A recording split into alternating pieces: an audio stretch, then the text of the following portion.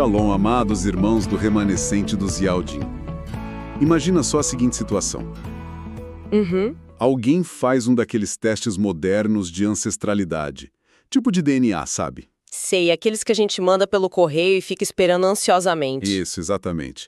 Aí a pessoa aguarda semanas pelo resultado e quando o envelope finalmente chega, ela descobre uma coisa maluca. O que seria? Ela descobre que aquele estrangeiro distante, com uma cultura que muita gente acharia bizarra ou até meio bárbara, é na verdade um irmão de sangue que tinha se perdido na árvore genealógica séculos atrás. Nossa, isso parece roteiro de filme, né? Totalmente. Mas o ponto é, imagina o choque. É o tipo de revelação que vira um mundo de pernas pro ar. Destrói completamente qualquer senso de superioridade ou tipo de isolamento que alguém pudesse ter. Pois é, e é exatamente sobre esse nível de choque cultural e espiritual que a gente vai falar no nosso mergulho de hoje. A nossa missão é decodificar um manuscrito do primeiro século. O famoso capítulo 3 da Carta aos Colossenses. Isso, também conhecida como Colessaiá. E olha, as nossas fontes e notas de rodapé de hoje trazem umas revelações históricas que transformam o que parecia ser só uma lista de regras, sabe, de bom comportamento. Uma coisa meio moralista. Exato. Transforma isso num verdadeiro manual tático de sobrevivência. O tema central aqui é a renovação do homem em Machia. E o que é fascinante sobre esse documento é que ele não opera no campo das ideias abstratas, sabe? Ele desce para a realidade crua do dia a dia. Vai direto ao ponto. Muito. Ele detalha a mecânica exata de como uma mente humana pode ser reprogramada, desde os pensamentos mais secretos que surgem no meio da noite, até, a forma de lidar com um chefe injusto numa segunda-feira chovosa. Caramba, bem prático mesmo. É, fundamentalmente, sobre a morte de uma identidade corrompida e o nascimento de algo inteiramente novo. Então, para a gente começar a entender essa transformação, a gente precisa olhar para a base lógica de tudo isso. O texto começa falando sobre buscar as coisas do alto. Onde o Mashi está sentado à direita de Iá. Isso. E eu tenho uma analogia para isso que me ajuda muito a visualizar. Eu gosto de pensar que a humanidade nasce rodando um sistema operacional obsoleto, tipo cheio de falhas de segurança. Um sistema operacional, gostei disso. Vamos aprofundar essa imagem. Como esse sistema velho funciona na prática? Pensemos num smartphone antigo, daqueles que travam toda hora. Esse sistema primário limita a visão do usuário só para as coisas da Terra, né? O código-fonte dele é totalmente focado em sobrevivência básica. Acúmulo de bens, status, aquelas coisas. Exato, medo, defesa de território. Mas essa ressurreição com Machia mencionada no texto é o equivalente a receber uma atualização maciça. O hardware, que é o nosso corpo, continuou o mesmo por enquanto. Mas o software interno muda radicalmente. Perfeito. A programação passa a ser orientada por uma rede superior, apontando para o alto. É uma excelente forma de ilustrar. E aqui, a gente entra numa nota de rodapé crucial das nossas fontes sobre a mecânica dessa atualização. O que a nota disse? Ela diz que essa nova vida, que o original chama de Shaim, é um presente. A salvação e a transformação real vem da Torá de Ial e não de regulamentos humanos baseados na privação. Espera, e por que essa distinção é tão importante assim? Qual é a diferença prática entre seguir a Torá de Ial e seguir as regras criadas por homens? A diferença está no foco da mudança. A religião humana, os dogmas criados por conselhos e tradições, foca quase exclusivamente no aspecto material. Tipo aquelas proibições de fachada? Exatamente. São ordenanças do tipo, não prove isso, não toque naquilo, não vá a tal lugar. É como tentar consertar aquele smartphone antigo que você falou, apenas colocando uma capinha nova e proibindo o usuário de abrir certos aplicativos. Nossa, mas aí o sistema continua corrompido por dentro. Exato. A religião só constrói uma gaiola de regras para conter o velho homem. Ou seja, é apenas modificação de comportamento à base de intimidação, né? A pessoa não muda quem ela é, só esconde os instintos por medo de punição. Para fora. Ela não constrói uma gaiola, ela cria uma nova natureza. Uma mudança de raiz. O entendimento do que é certo e errado passa a fazer parte da consciência, guiando a mente para as coisas do alto de forma orgânica.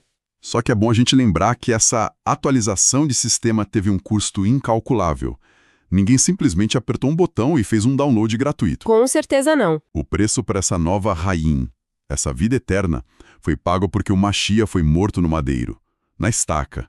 Não foi só um evento histórico trágico, sabe? Foi uma transferência de identidade. Isso. O sangue derramado no madeiro garantiu que a nossa vida agora ficasse encoberta com ele em real. E olha, a palavra encoberta aqui tem um peso gigante. Significa estar blindado. Blindado de que forma? Se a identidade está escondida no Criador, as flutuações da vida terrena, as perdas, as críticas, quer dizer, nada disso pode destruir a essência de quem recebeu essa vida. Isso traz uma paz enorme. E a promessa é que, quando o Machia se manifestar em glória, todos que estão encobertos nele também serão manifestados. Isso é libertador. Mas, claro, traz um desafio prático imenso para o nosso dia a dia. Como assim? Pensa comigo, se o novo sistema operacional foi instalado, não faz sentido continuar tentando rodar programas incompatíveis. Concorda? Ah, sim, vai dar pane no sistema. Exato. E é por isso que a instrução de Shaul muda o foco repentinamente. Ele avisa que é preciso deletar os comportamentos que causam essa pane. O texto usa um termo bem forte. Mortificar, não é? Esse mesmo. Mortificar desejos maus, impureza, fornicação e a cobiça, que o texto faz questão de rotular como idolatria. E também exige o fim da cólera, da ira, da malícia e das mentiras. Uma lista pesada. E aqui eu preciso fazer o papel de advogado do diabo. Mortificar. Essa palavra soa como se a gente estivesse falando de monges se chicoteando numa caverna escura no topo de uma montanha. Ah, não. Longe disso. Porque se for, a ideia de liberdade parece ir por água abaixo. Além disso, sendo honesto, essa lista não soa como qualquer manual genérico de ética. Tem gente que lê assim mesmo. Pois é, qualquer filósofo ou palestrante de desenvolvimento pessoal concordaria que mentir e ter ataques de fúria faz mal para a saúde. Qual é a grande novidade aqui? Essa é a dúvida clássica de quem lê essas instruções fora de contexto. Primeiro, sobre essa coisa de mortificação. Não estamos falando de punição física ou autoflagelação, tá? Ufa, ainda bem. O termo original carrega o sentido de privar de poder, cortar a fonte de alimentação. É tipo uma cirurgia de precisão para remover um tumor e não um castigo corporal. Entendi. Se um aplicativo tóxico está drenando a bateria do telefone, a atitude lógica não é castigar o aparelho. É forçar a parada do aplicativo e desinstalar. Exatamente. Cortar a energia que alimenta o velho hábito. Faz todo sentido. E sobre a lista ser genérica? Bom, quanto à ideia de ser só uma lista de moralidade, a gente precisa olhar para a causa, para o grande porquê. O objetivo aqui não é criar cidadãos educados e bem ajustados à sociedade romana da época, ou à nossa sociedade atual. Tem algo mais profundo aí. Muito mais. A razão está explicitada de forma até assustadora. O texto diz, por causa destas coisas é que vem a ira de Iá sobre as obras da desobediência. Uau! Então as apostas não são só sobre ter uma boa reputação no bairro. São infinitamente mais altas. A ira do soberano não é um descontrole emocional humano. É a justa reação da santidade contra aquilo que destrói a vida. Faz sentido. Quando alguém remove essas emoções e ações tóxicas, o texto descreve isso como despir-se do lélio homem. Não é para ser mais produtivo no trabalho ou mais admirado. É porque fomos criados à imagem do Criador. E esses comportamentos do nosso passado, tipo a cólera, a cobiça desenfreada, distorciam essa imagem, né? Isso mesmo. Nós nos revestimos de um homem renovado em Da'at, que é o conhecimento autêntico.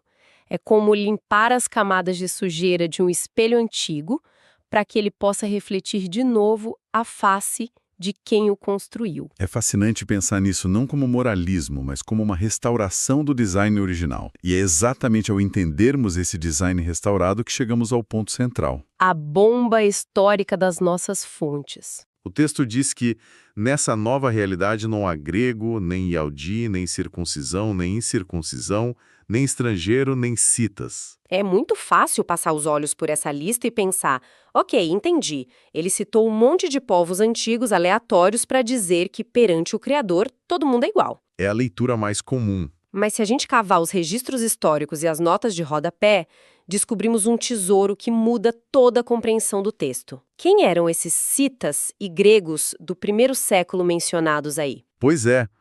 A grande revelação é que muitos deles não eram apenas bárbaros ou gentios aleatórios, sem qualquer conexão com a aliança. As fontes indicam que eles eram, na verdade, Efraim. Exato. Eram os Yaldim do Reino do Norte, retornando de um longo exílio de perda de identidade. E para dar a dimensão exata desse mistério, a gente precisa voltar um pouco no tempo.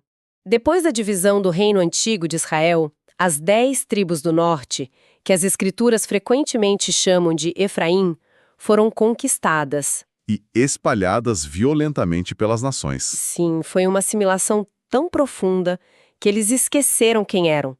Esqueceram o idioma, esqueceram a Torá, esqueceram o Criador. Perderam tudo. Tudo. Misturaram-se completamente com as culturas ao redor, adotando os costumes dos gregos e de povos nômades guerreiros, como os sítias, os famosos citas.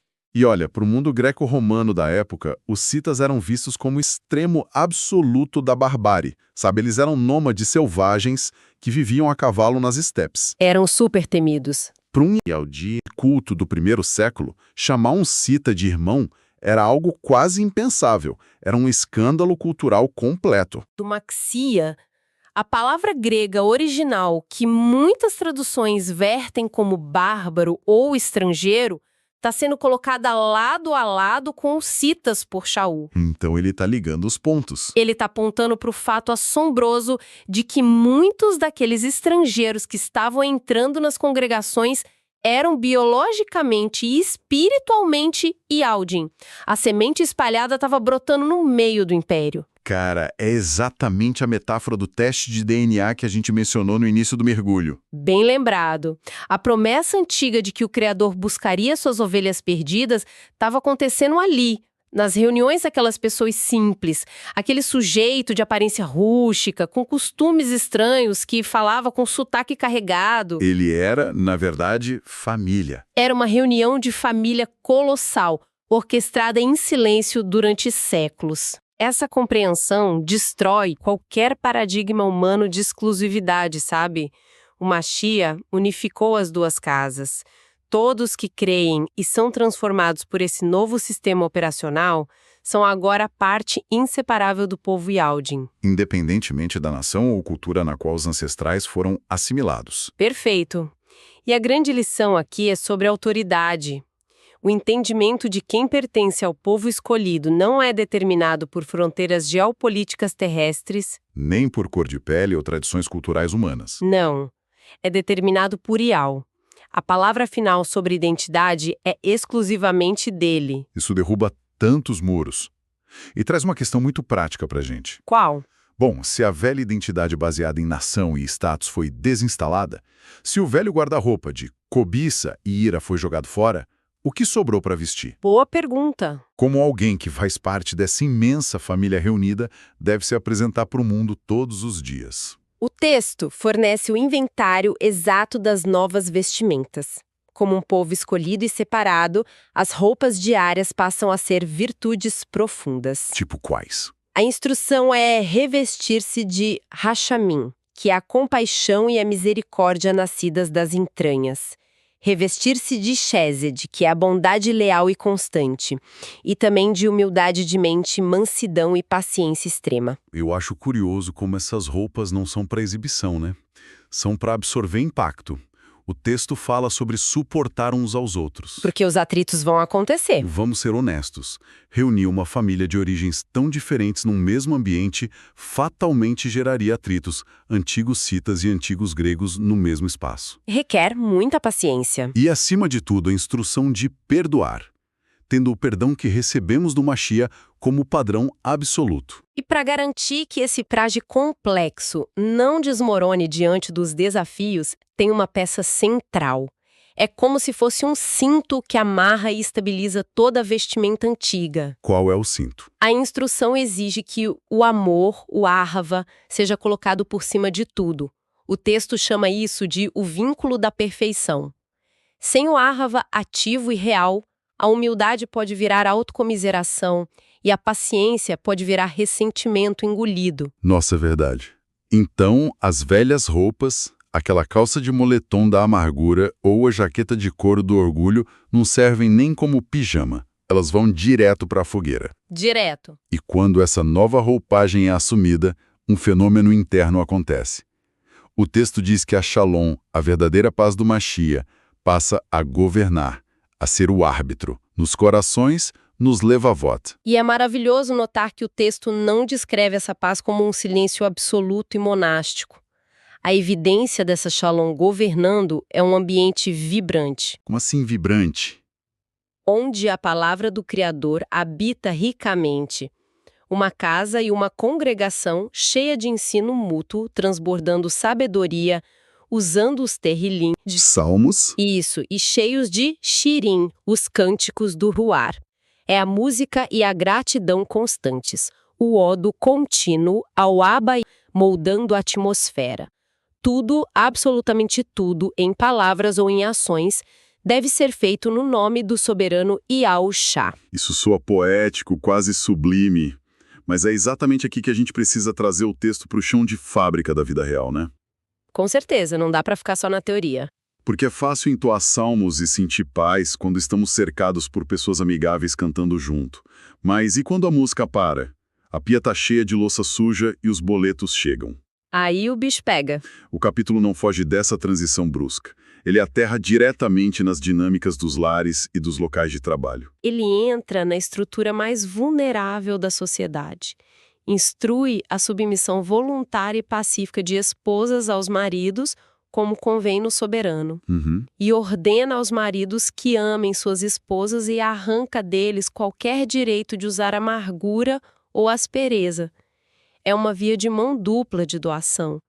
Vai para os filhos, exigindo obediência, e entrega uma advertência fortíssima aos pais. Ao Zavad. Isso, não provocar os filhos à ira, para que o espírito deles não seja quebrado ou desestimulado. Olha, o nível de responsabilidade emocional que é exigido dos pais aqui é revolucionário para uma sociedade antiga, onde o pai detinha o poder de vida ou morte sobre os filhos sem precisar dar explicações. Era uma mudança radical para a época. Mas, de todas essas dinâmicas diárias, o paradigma que altera o mundo dos negócios até hoje está nos versículos direcionados aos servos, os Avad. Esse é, sem dúvida, um dos trechos mais desafiadores. O texto diz aos servos para obedecerem em tudo aos seus amos terrenos. Certo. Mas ele altera completamente a motivação. Não servindo apenas quando estão sendo vigiados para agradar a homens, mas com sinceridade de coração, temendo ao soberano Iá. Pensemos na genialidade por trás de como isso funciona. Imaginemos a rotina de alguém comum. A pessoa acorda cedo na segunda-feira, pega um transporte lotado debaixo de chuva e chega no escritório. E aí encontra aquele chefe. O chefe que é talvez a figura mais arrogante, injusta e exigente que existe. A inclinação natural do velho sistema operacional seria sabotar o trabalho sutilmente, Fazer o mínimo indispensável para não ser demitido. enrolar o máximo possível e reclamar o tempo todo no corredor. O que, convenhamos, seria uma reação humana compreensível diante da injustiça. Totalmente. Mas o novo sistema introduz um filtro invisível. Ele diz, um momento, por que você está frustrado com ele? Você não trabalha para ele. Nossa, a mentalidade muda de forma drástica. O chefe humano passa a ser só um instrumento temporário. O trabalho verdadeiro está sendo prestado diretamente ao soberano Yahushua HaMashiach. Exatamente. Quer a tarefa seja liderar uma equipe de 100 pessoas, apertar parafusos numa linha de montagem ou varrer o chão de uma escola, a atividade se transforma num ato sagrado de devoção e excelência. E essa mudança de perspectiva é a verdadeira libertação das engrenagens esmagadoras do mundo corporativo. Ou do trabalho escravo daquela época. Porque elimina a dependência desesperada por reconhecimento humano.